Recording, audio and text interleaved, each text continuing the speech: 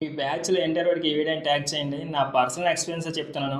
నేను నా స్కూల్ టైమ్‌లో ఉన్నప్పుడు స్కూల్ మొత్తం అయిపోయాక ఎస్‌పీఎల్ వచ్చి, "శ్రీను రేపు నువ్వే ఇండియన్ ప్లేస్ చెప్పాలి. రెడీగా ఉండు" అని చెప్పేసి వెళ్ళిపోయేవాడు. ఇంకా అప్పటి నుండి నాకు 101 కొట్టేది.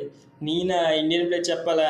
ఏటి 100 మంది పైగా స్టూడెంట్స్ ఉంటారు. వీళ్ళందరి మధ్యలోకి వెళ్ళి ఎలా చెప్పడం? మనకు వచ్చిన ప్లెడ్జే ఇండియన్ ప్లేస్ అందరికీ తెలిసిందే. భారతదేశం నా మాతృభూమి, భారతీయత నా సహోదరులు అనే ప్లెడ్జ్ చెప్పడానికి నాకు 101 కొట్టేది. ఇంకా ఎలా అయినా ఆ ప్లెడ్జ్ని తప్పించుకోవాలని ఆ తర్వాత రోజు స్కూల్కి లేట్గా రావడము, ప్రేయర్ని స్కిప్ చేయడము, ఇంకా ఒకవేళ ప్రేయర్కి వెళ్ళినా సరే ఎండలో నిలబడి కొలతలు పడిపోయినట్టు యాక్ట్ చేయడము, ఇంకా మెల్లగా అలాగలా తప్పించుకోండి. అమ్మయ్య ఈరోజు ఎలా తప్పించుకోరా బాబు అనుకునేవాడిని. ఇంకా అప్పటి నుండి ఇంకా స్కూలు, కాలేజు, సొసైటీలో ఒక 10 మంది దగ్గరికి వెళ్ళి మాట్లాడాలన్నా భయం, ఒక ఫంక్షన్కి వెళ్ళాలన్నా భయం. మనకి తెలిసిందే చెప్పడానికి భయపడేవాడిని. ఇంకా అలా అలా అలా అవుతున్నప్పుడు పర్సనల్ ఎక్స్పీరియన్స్లో చాలామంది కట్టప్పలు తగిలారు. ఇంకా అలా ఇంటర్వ్యూట్ నుండి ఎక్స్ట్రోవర్ట్గా మారిపోయాను.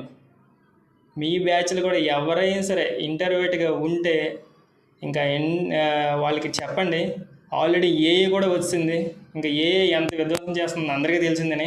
ఇంకా మనం ఏం చేయని అవసరం లేదు, మొత్తం అదే చేసుకోండి. జస్ట్ మనం స్క్రిప్ట్ చెప్తే చాలు. ఇంకా మీ ఫ్రెండ్ ఎవరైనా సరే, ఫ్రెండ్ కానీ, తమ్ముడు కానీ, అన్నయ్య కానీ, బావ కానీ, బామ్మర్ది కానీ, ఎవరైనా ఇంటర్వ్యూట్గా ఉంటే